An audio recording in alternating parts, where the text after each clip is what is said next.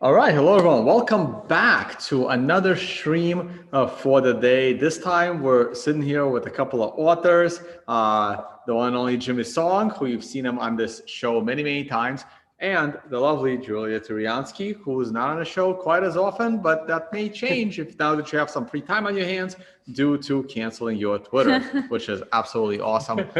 One day I will be as Brave the World. So let's just do very quick introductions, and then we're going to talk about the book that you guys wrote and how that book was written, the structure, and then the contents of the book, of course. Jimmy doesn't need much introduction, but check him out. He's still on Twitter, and of course, his website, Programming Bitcoin. And he's now up to 3 books, and hopefully I can be part of the 4th. Check out Julia's website, Brave the World. Tell us a little bit about it. And you've been in Bitcoin or in the space as long as I have, and you were doing amazing work. Thank you.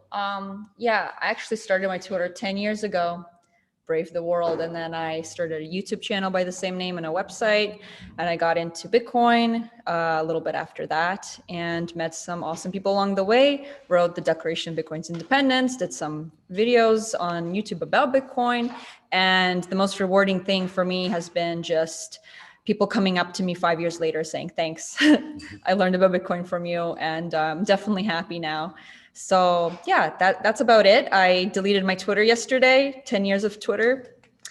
Don't support platforms that hate you, but I have to say I felt something. I definitely had some feels last night doing that.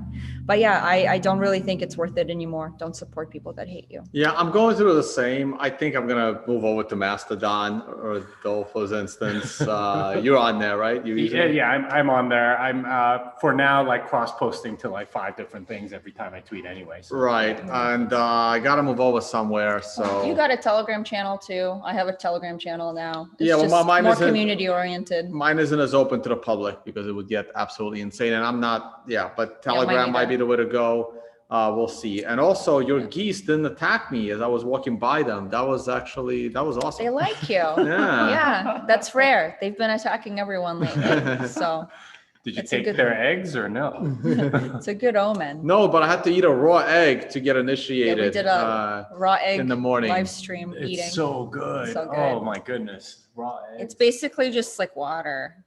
Well, I mean, if you just do the yolk, then it's like more fatty. So it's really yeah. But it's like you just drink it like water. I mean, but it's so yummy. It's so yummy raw. Try it someday. All right, guys. Before we get into the book, you guys must be loving this price of Bitcoin, huh? I am. I actually stacked a few days ago because you said we probably hit the bottom, and I didn't want to give Jack my business, so I actually used river.com for the first time. And, you know what? Let's do the plug now. Yeah. It's river.com, right? Yeah, it's river.com. Actually, Alex Leishman, who's the CEO of River, is actually here. You want to come say hi? Yeah. So so I signed up, and like 20 minutes later, he like emailed me, and he's like, "Thanks for signing up." And it was actually, he's like, I follow you, blah blah blah. So I was very appreciative. But this is Alex's site. It's great for holders because it allows you to export straight to your hardware wallet, which is awesome. And it has dollar cost averaging. So if you're nervous about price volatility, this is the way to do it. So highly recommend their service. I had a great experience. I was on board within like less than an hour, and it was all good. So is it just America? For now. Yeah. Yep. I mean, I just met Alex here a few hours ago. I just found out about it, and check it out. Jimmy has already switched from Cash App over to River, and there you guys go. If you want to continue to not support, I guess Jack, and even though Jack is a bit of a Bitcoiner, but what happened with Twitter is bad enough. So there you go. There's an alternative to purchase some Bitcoin. Thanks, guys. We have a mobile app coming out soon, and happy to help anyone who wants to sign up. Yeah, it's great service. I like it. You should use Vote it. with your money. Yeah. All right. It's the only vote that counts, guys. There you guys go. True. All right, so now let's get into the book. Here it is on Amazon. Thank God for Bitcoin. It was another one of those book sprints. So before we get into the contents of a book, this was the second one for Jimmy, the first one for you, Julia. Let's get your take first on what it's like to do a book sprint. Oh, it was great. We started in the summer, and basically we had a Bitcoin Bible book study, and we read some books, and we're like, we could write something that's a little more up to date, that takes some of our favorite arguments and concepts, but applies it to the world right now, and also something that has a positive solution for the future, which is Bitcoin. So that's what we did. And everyone wrote a chapter, and then everyone edited each other's chapter and rewrote each other's chapter. And the editing was like actually the most labor intensive part, because when you're writing about something you already know about and that you're interested about, it just kind of flows out of you. And because we've been in the space for so long, not that much bulking up and research had to be done. Like, of course, with some specifics, we had to hit the books again. But I feel like it was such a passion project. The writing part was easy. It was the editing as a group that was the more intense aspect of the book. Jimmy, and how was the second one versus the first one? Yeah, well, the first one, we did it over like 5 days. This one was slower because of COVID and everything else. So we did it over Zoom, and we'd have like this weekly meeting where we would go through it. We did something a little bit different in that we actually read the book out loud for everyone. And we did the entire book, reading it out loud, so we can hear kind of like what it would sound like for an audiobook and so on. And that was actually supremely helpful. I feel like it sort of melded the voices together really well. We had debates about various phrases and things like that, and things that we should put in, things that we should leave out. But that's where the crucible out of which you get a really good book. So I was very happy with how it went. I totally want to keep writing books like this for the rest of my life. So, Tone, you're going to be involved probably at some point, and the other 6 authors are going to really regret it, but we're going to do it. We're going to do our best. All right. Hey, you know what? This is my first time like doing like almost like a book review. So in 5 seconds ago, I decided, you know what? Let's just go through each chapter, say who wrote it, the reasons for writing it, and let's just do a summary of each chapter real quick. There's 9 chapters. I think we can get it done. And chapter 1, or else you want to talk about the foreword and the preface? Yeah. So foreword was written by Russell Cohn, who's the brother-in-law of one of the authors, George McHale. And he agreed to do it, and he was very excited about it, and he's been promoting our book for us, which is great. I love that. Nice and passionate forward. And his, I mean, you read it and you're like, okay, this guy has the heart of a poet and the mind of a professor. Like you can tell like why he got Bitcoin so fast. It balances the autism of the rest of the book. It's very good.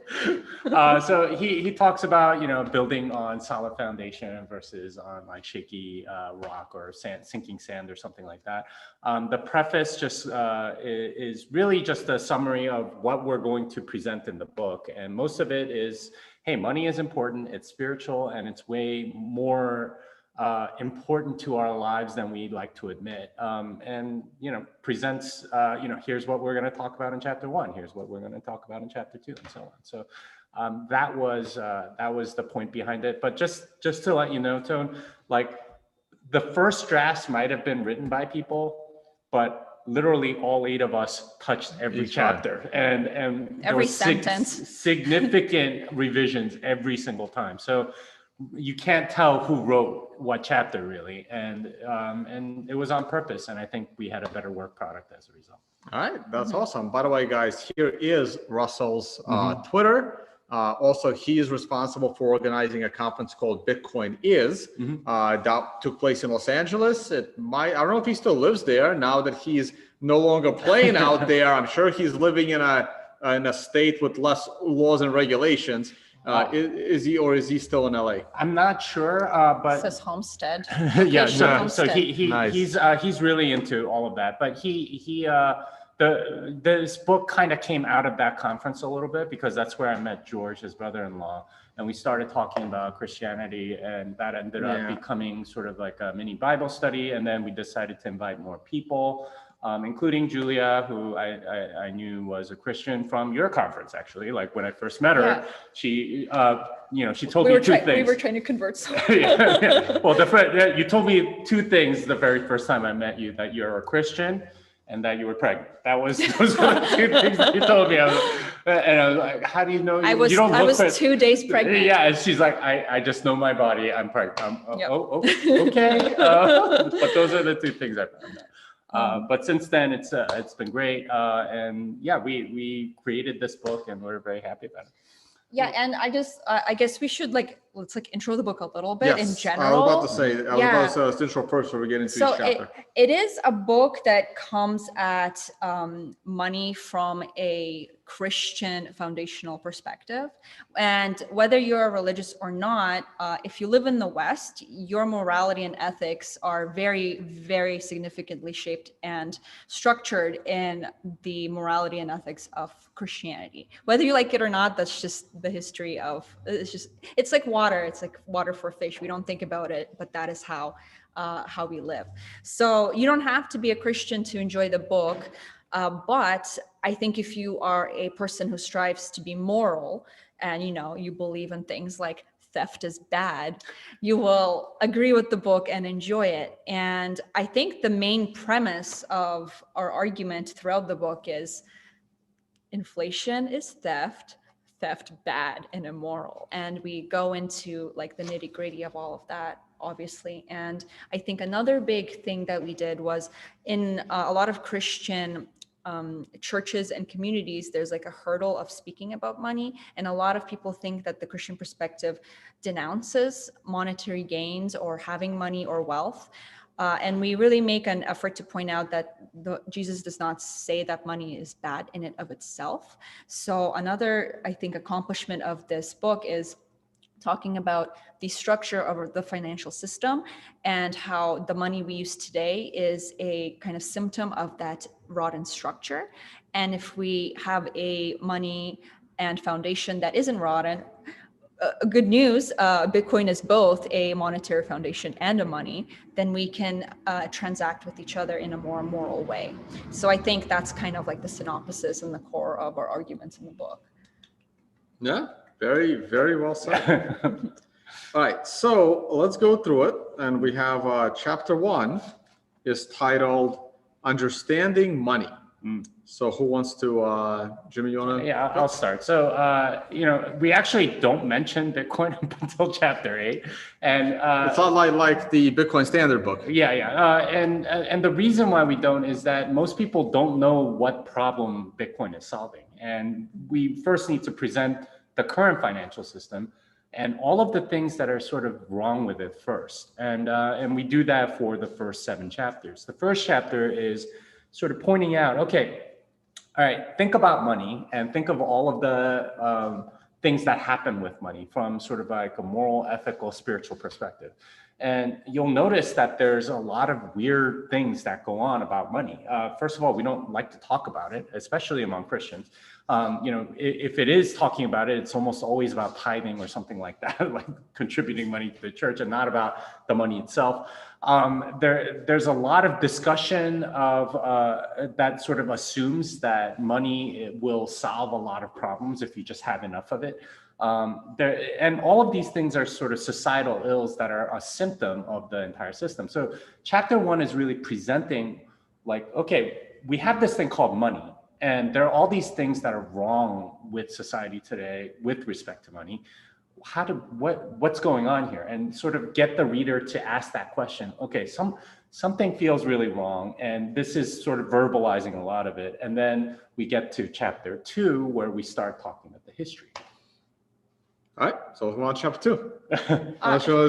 Sure. Chapter 2 is kind of like a Creature from Jekyll Island, but from a biblical perspective and less detailed because it's a smaller book, of course.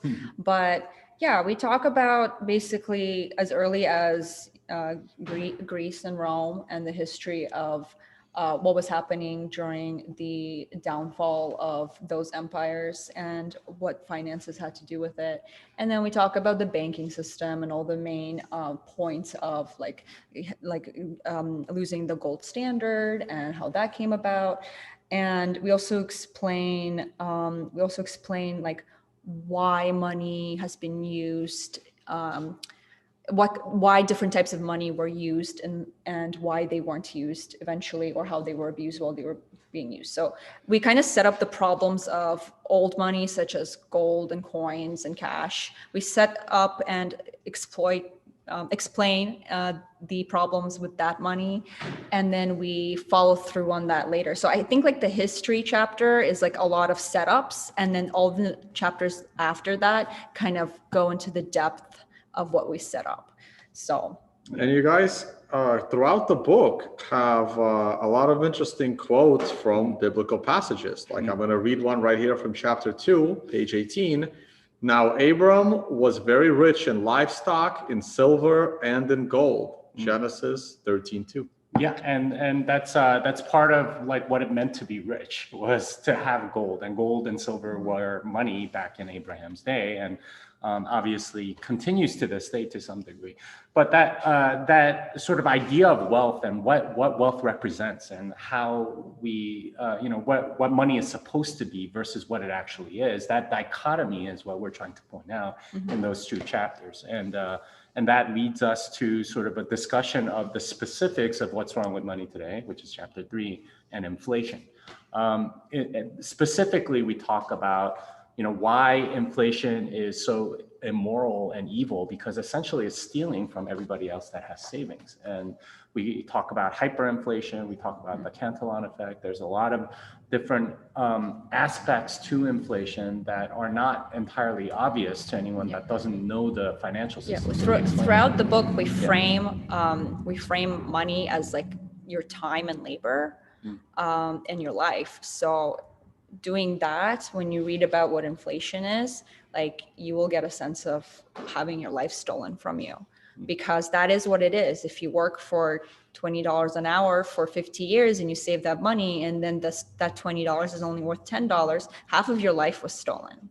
And I don't think that's an extreme claim. That's just actually what it is. And then we get to chapter 4, which Julia, maybe you want to talk about the fiat money chapter.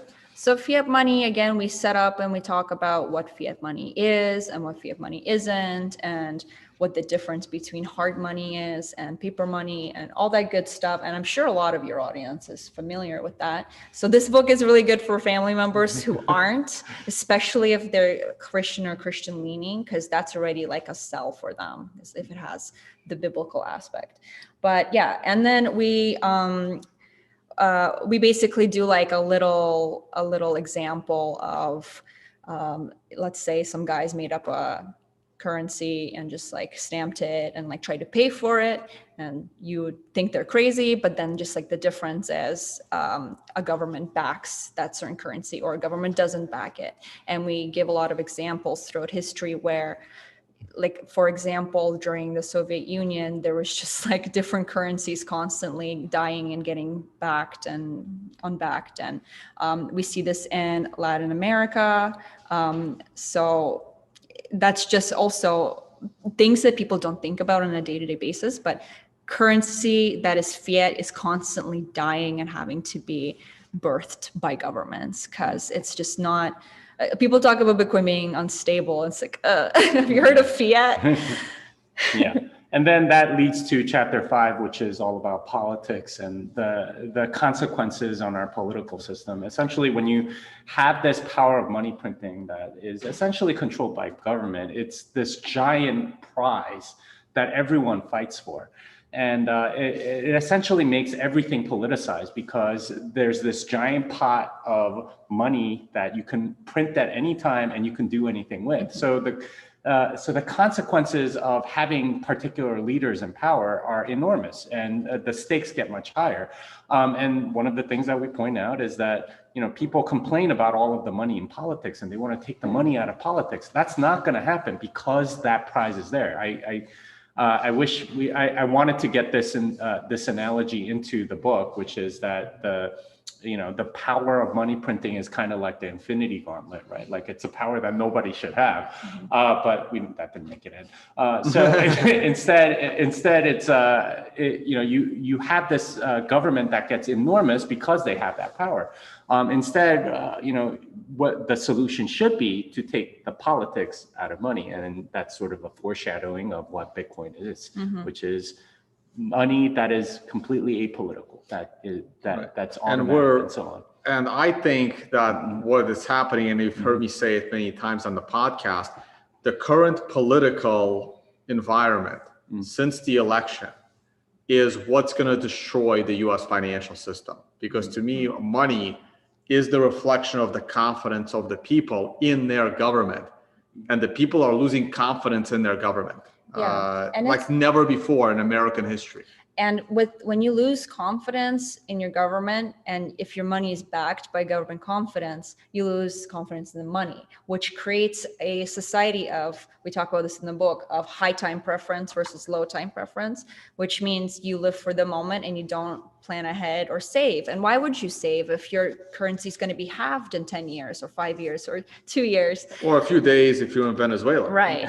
So, and this creates a really bad incentive structure for politicians too, because if you have a democratic system where you get a new president every 48 years, why would they have a low time preference? They have a high time preference. They're going to print money, buy votes by promising people stuff, and then exit, because they're close to the money and they're going to benefit, and the population will get placated. But what they're actually voting for is a hidden tax on them and their children. Yeah, and that's part of chapter 6, that whole high time preference stuff. It's all of the moral consequences of the current system that we have. And these are sort of people that are focused on materialism, people that are very high time preference, people that will do anything at all costs to acquire money, because money becomes sort of a god. It becomes the thing that you worship, the thing that you want at all costs to anything else. And that unfortunately is a pervasive thing in society today. And we go into some depth in explaining all of these behaviors that you see all the time, which, to a degree is abnormal from a historical perspective. And it's been even more intensified with the COVID stuff, because I like to say we would not have a single lockdown if the politicians had to take a pay cut. If they couldn't get a paycheck during a lockdown, nobody would put a lockdown in. So, and that's another case of high time preference. Oh, we'll just lock the country down.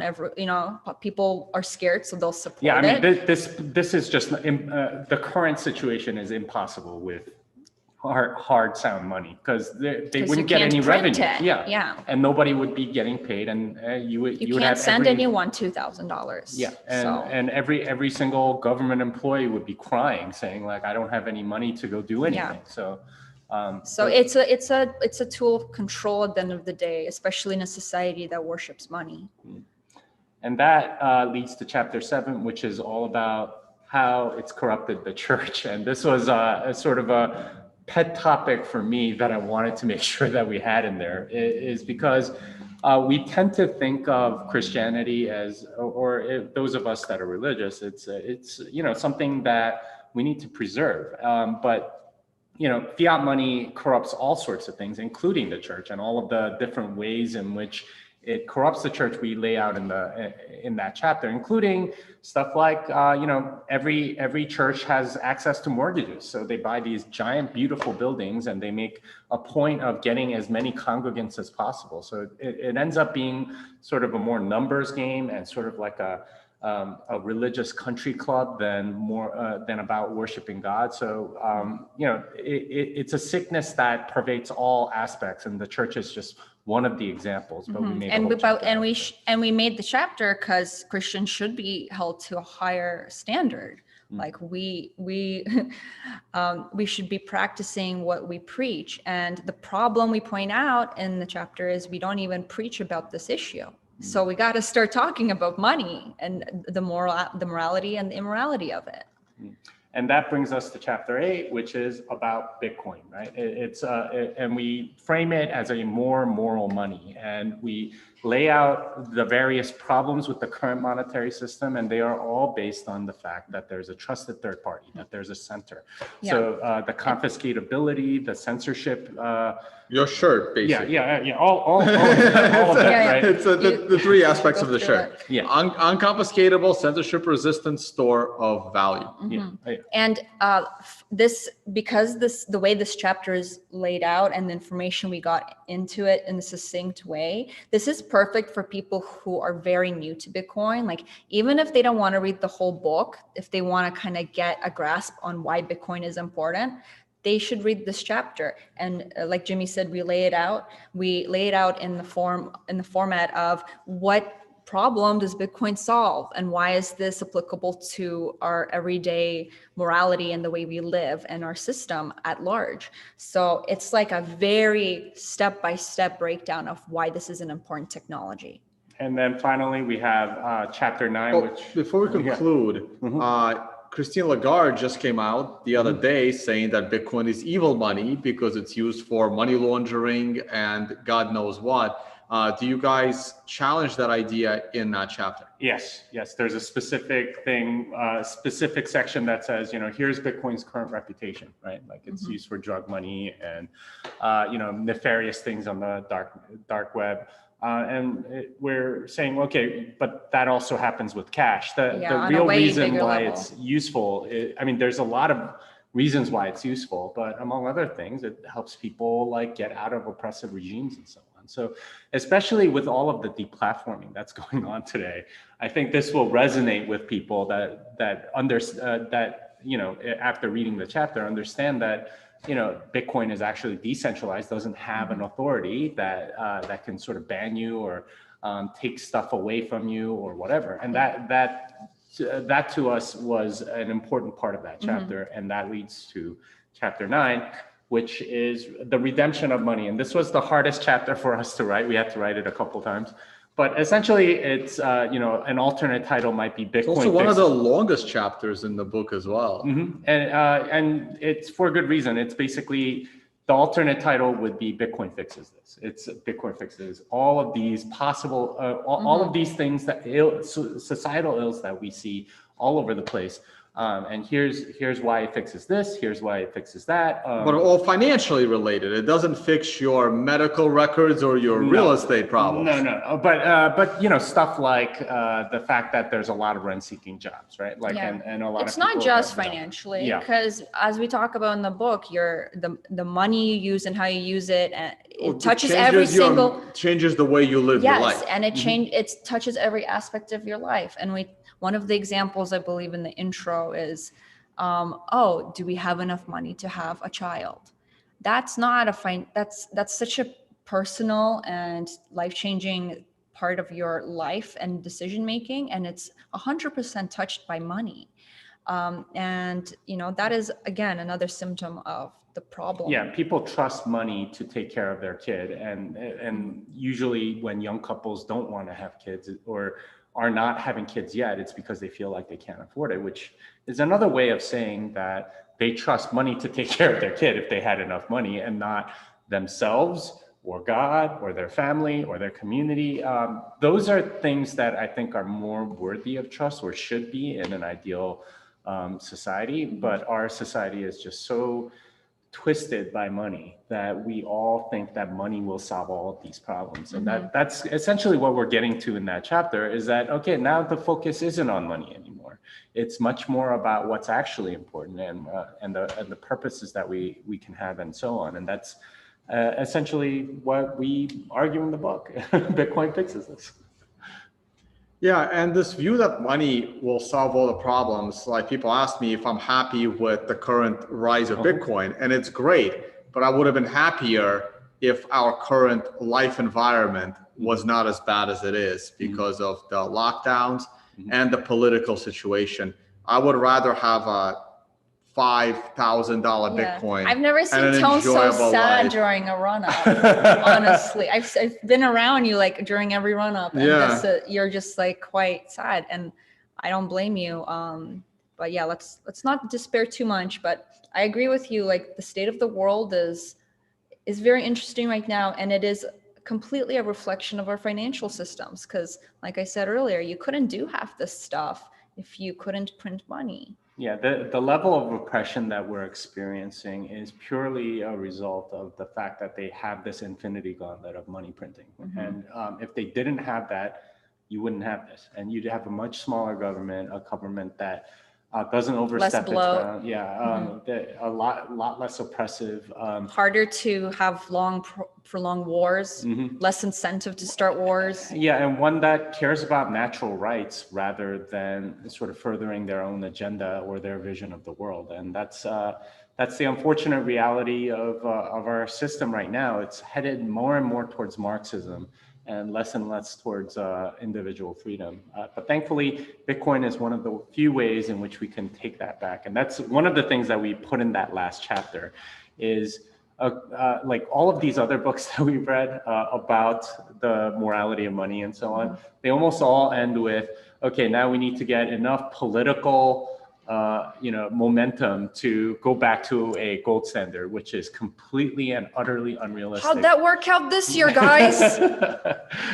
So our argument is Bitcoin is one of the few things where you can go and do things individually, and we can opt out individually. And if enough people leave, then the system will crumble on its own, and the dollar will crumble on its own. The government that enforces all this will crumble on its own because nobody will take government currency, or they'll refuse to produce the things for that government currency without, when you have a much better currency out there like Bitcoin. So that's what ultimately we think will be the solution to all of the violations of civil liberties and so on, and the evil of the current.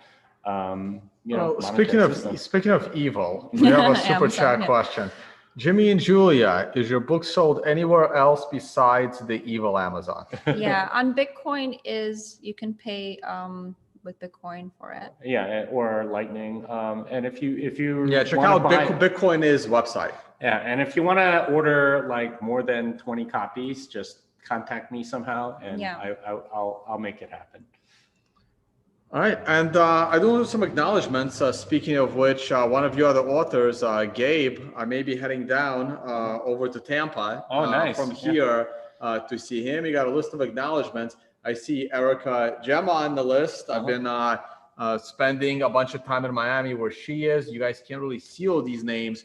But these Rosa, are all people. I recognize many names here. Brian they're the people that read the book for us and sort of gave us feedback, and we incorporated a lot of it. They saw some of the early drafts, and a lot of them we actually met at Big Block Boom, so that was very helpful.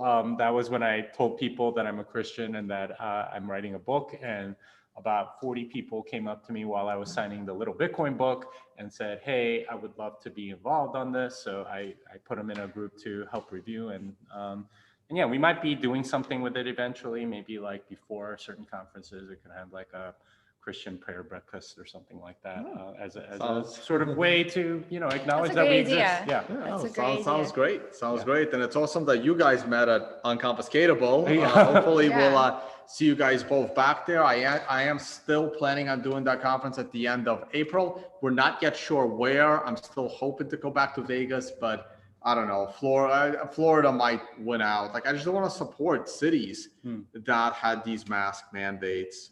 But let's do a shout out to your authors: Robert Breedlove, J.M. Bush, Gabe Higgins, George Mikhail, Lyle Pratt. Of course, Jimmy and Julia right here, and Derek Wolchuk. Yep. I actually sent that book to the mayor of Miami.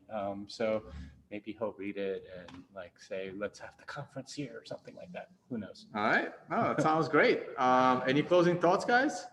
I hope this book, you can buy this book for somebody that is Christian in your family or among your family or friends. Usually people, especially in America, somebody. And we've been hearing really good feedback about this being the final step by which people get convinced, like your sister, for example. My sister just never, she's very risk averse, and she just never got into it. And then she looked at the book, read it, and was convinced, because she's very deeply Christian, very deeply religious. And yeah, so if we convinced And her, it took 6 years, right? It took a long time. Yeah. Yeah. So. All right. I don't want to get too controversial into questions because I'm not a Christian. And that's okay. Have you thought of an idea of a similar book where that's written by 5 or 6 people from different religions? I haven't. I mean, certainly it would be easy to get something like that together, because I mean, Bitcoin Rabbi and Safety and right, exactly. But it gets a little tricky. If there is a part 2 to this concept. Yeah, considering that there's a lot that, like, we actually, our bigger argument, we didn't have any arguments about Bitcoin. We had arguments about like interpretation of scripture, etc. So I think to throw in different religions into one book would be kind of insane. Like, I think it could be done, and well, with the goal of it being that, like, as we know now, when we're seeing it from our political environment, the only reason why the Democrats hate masks is probably because the Democrats love masks is because the Republicans hate them. So it's this concept of, well, if every Christian in the world is in love with Bitcoin, maybe we shouldn't, because it may go against us. I mean, they're against usury in Islam. So that could be a big unifying thing. The thing is, I think the moral arguments that we make in there, as long as you agree with the premise, it's fine, right? If you think stealing is wrong, I think it's pretty obvious that the rest of the book kind of holds. So, yeah. All right, guys, please check it out. Please support, pick up a few books, and great presents coming up. I mean, there's going to be, Easter is going to be coming up in a few months, right around the time of Unconfiscatable, actually. Yeah, because it's scheduled for the end of April. Well, I don't know. She's Orthodox and I'm Christian, so they have different Easters. Yes. So I'm Road Course. It's like 2 weeks later. Okay. I celebrate both. Why not? American Easter. There you go. All right, guys. Thank you all so much. There'll be this will be a standalone video, and hey,